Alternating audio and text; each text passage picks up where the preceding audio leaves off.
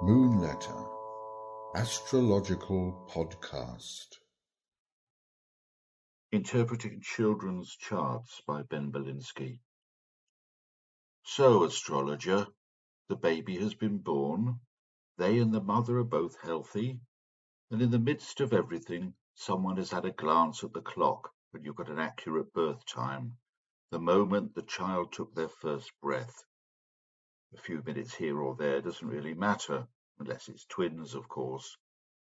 Now it's time to fire up the laptop, open the astrology program, punch in the date, time, and place, and the screen will display a picture of the sky for the moment the child was born, the ascendant, the sun, the moon, and the planets, a birth chart. Now the fun bit starts and you can interpret it. But just a moment, this is a child, a new arrival. What you've got is a four-dimensional picture of this individual from their birth to their death.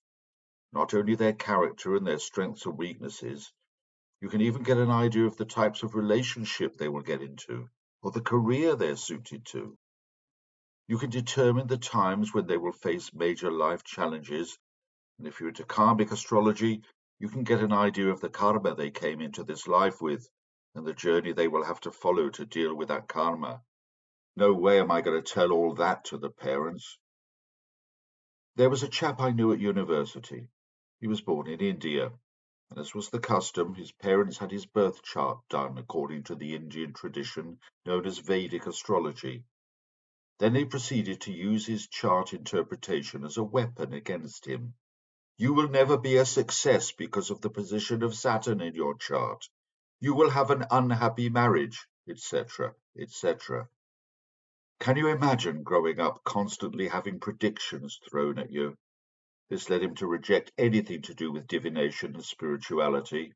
It was his only way of surviving the onslaught. I have to mention at this juncture that, much as I respect Vedic astrology, it tends to focus on event prediction and can seem a bit fatalistic.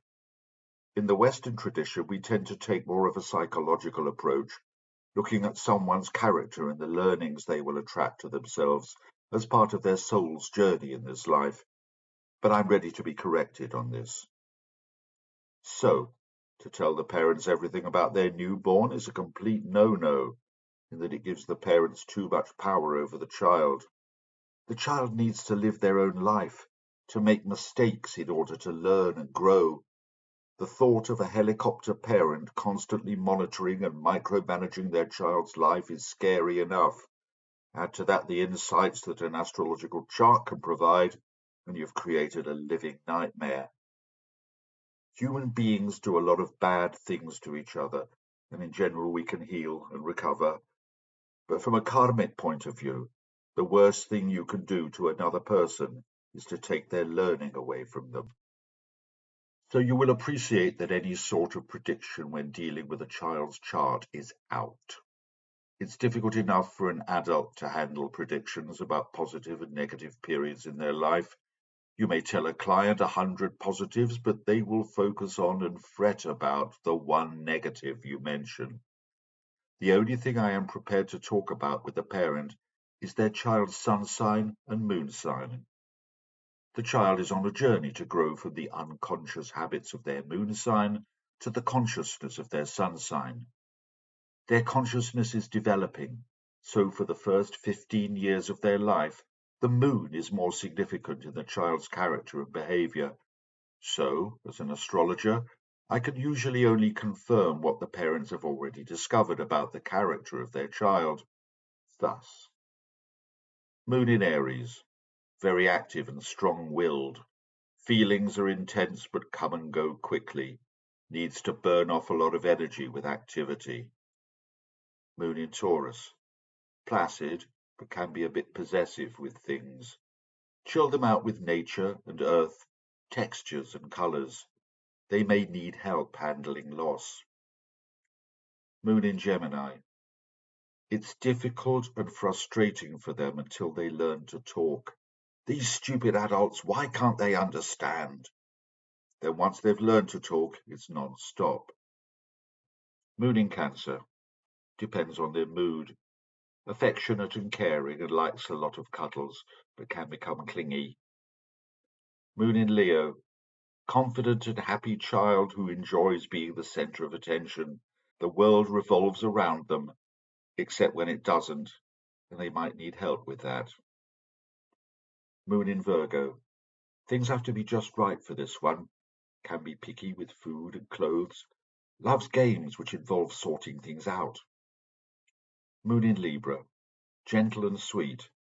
Can be disturbed if things are not fair, or if there is too much noise or bright clashing colours in the environment. Makes close friends. Moon in Scorpio, strong-willed and can be stubborn.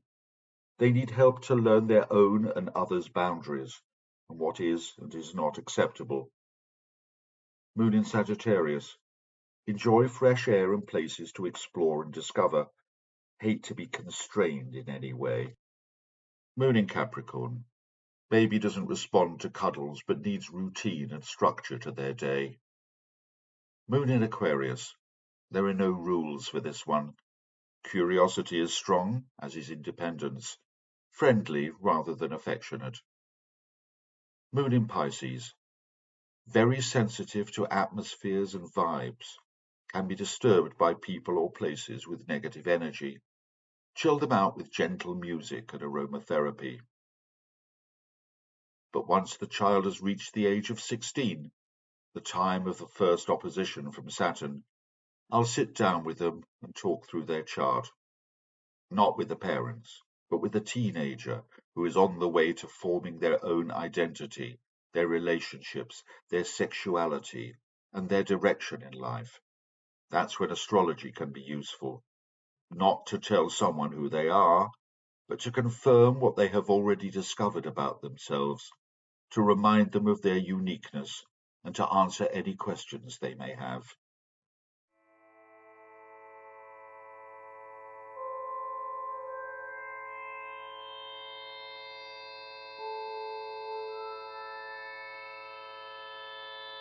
And for more astrological and spiritual musings, check out moonletter.co.uk.